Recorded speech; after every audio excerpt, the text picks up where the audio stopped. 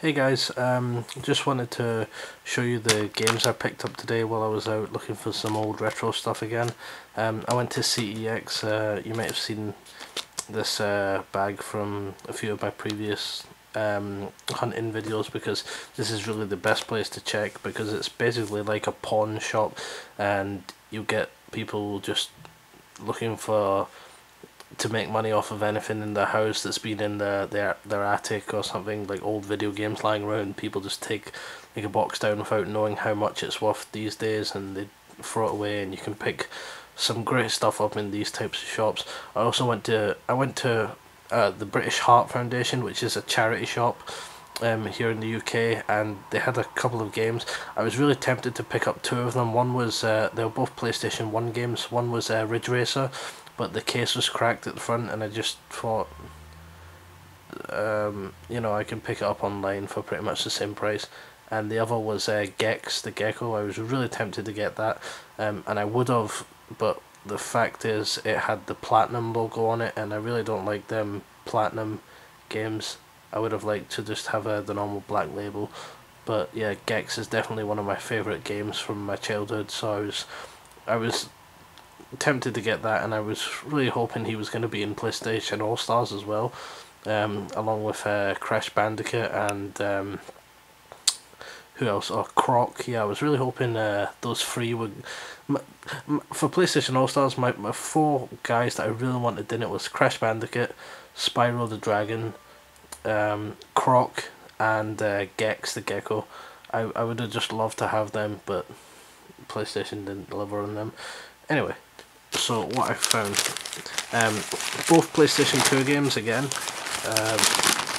I was looking for GameCube games mainly, and I found one game in here that I've been looking for about 2 years, a little bit over 2 years now, and I've been desperate to get this game and play it for so long, because I've just been really addicted to watching it on YouTube. And it's, you know when you see something and you're like, oh, I really want to play that, and you know, it's you can't get it out of your head. And I've just had that in the back of my mind, and it comes up every month. You know, I'll get like an urge to go and buy it, but I kind of hold myself back, because I've been looking for the GameCube version, which is why I've not been able to get it for so long, because the GameCube version is quite rare.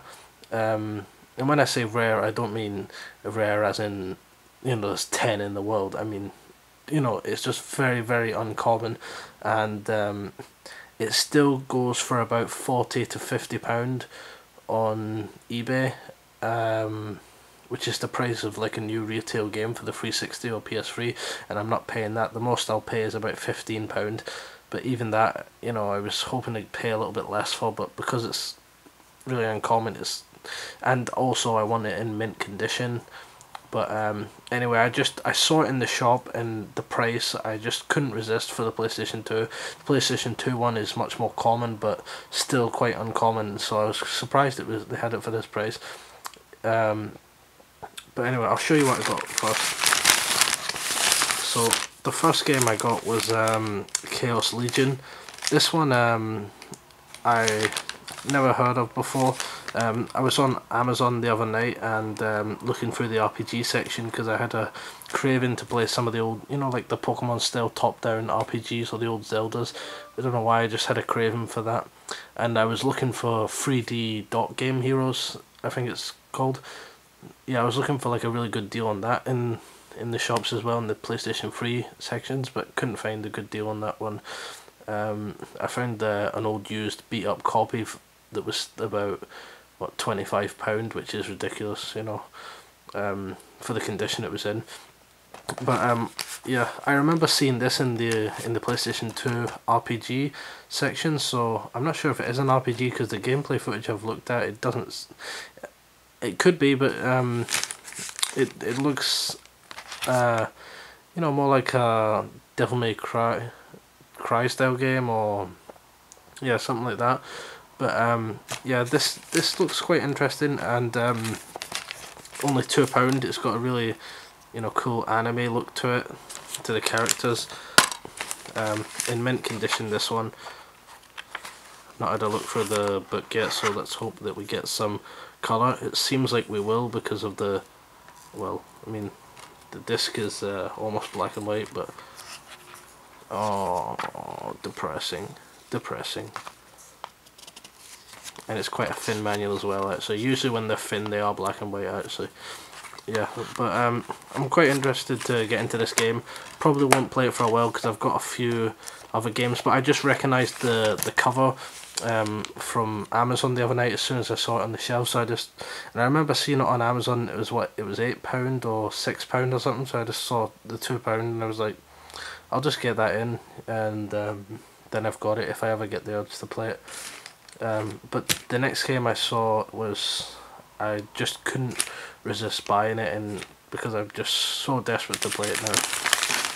So that game is Scalar for the PlayStation 2. As I said, I've been trying to get the GameCube version, and as you can see there, £1.50, less than a McDonald's. So I'm very happy to get this one in. Also with the GameCube version, I just like to use the GameCube controller for platformers. I don't know why, it just feels really good to me. PlayStation 2 controller is fine as well. Yeah, this is a platformer. It's a very colourful one. You play as this little chameleon dinosaur style guy. The graphics hold up very well by today's standards, and the game just has a really nice charm to it with that kind of reptile dinosaur jungle theme, and the bright vibrant colours, and the graphics looking quite well. The animations look quite well from what I've seen on YouTube anyway, and yeah, it definitely looks interesting. And I've just had it in my mind to play this for so long, so I just couldn't resist. I probably still will pick up the GameCube version if I can find a good deal on it, but at least I can play the game now. So let's see if we get a coloured manual. And first of all, at the back, seems like the guy who had this before me has left his little insert in here with an address or something, so we'll hide that for him. The manual's a little bit beaten up. When I say beaten up, I mean it's got a little kind of crease in it. But oh, that's a good start. Oh yes, we've got a coloured manual.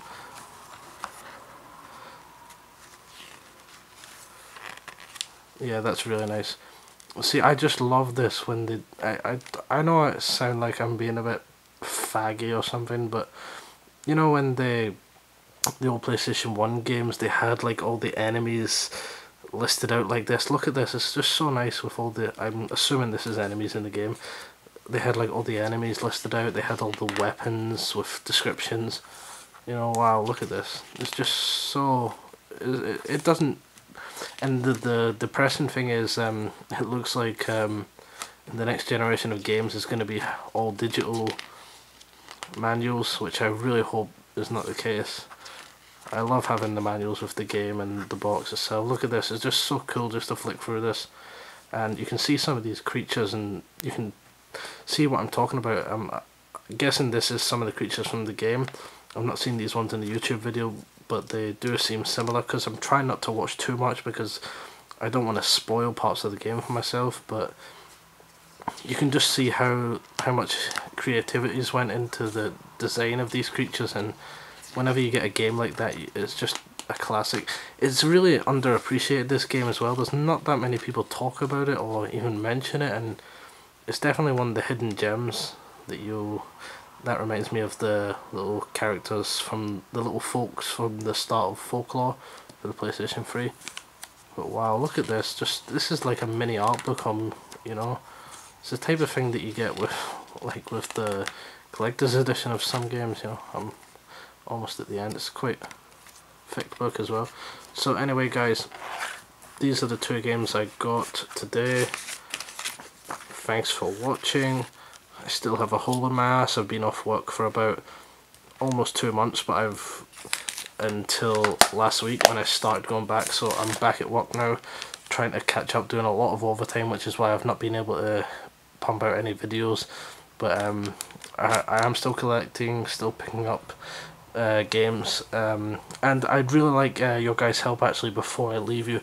I really want to start putting out some sort of some sort of series with actual footage of the games that I'm talking about. For example, this game I really want to show you guys this. I want to maybe possibly do a review. I don't think I'd be good at that, but even if I could do like, I seen Pete Dawes started this little quick play things, maybe that would be the type of way to go for me. But I just don't know which capture card I should use. I don't want to just use some shitty little capture card and have like bad quality gameplay. You can get that anywhere. I'd like to be able to talk and speak to you guys while I'm showing you the game, and like nice, it doesn't have to be, you know, like a £500 capture card like the best in the world, you know, but just good enough so that you guys don't have to, you know, try and make out what every pixel is. But yeah, definitely check out this. It looks very interesting, and of course this one is one of the games that I've been hard for so long now, and I'm finally going to be able to splash all over this little guy's face. Thanks for watching, guys.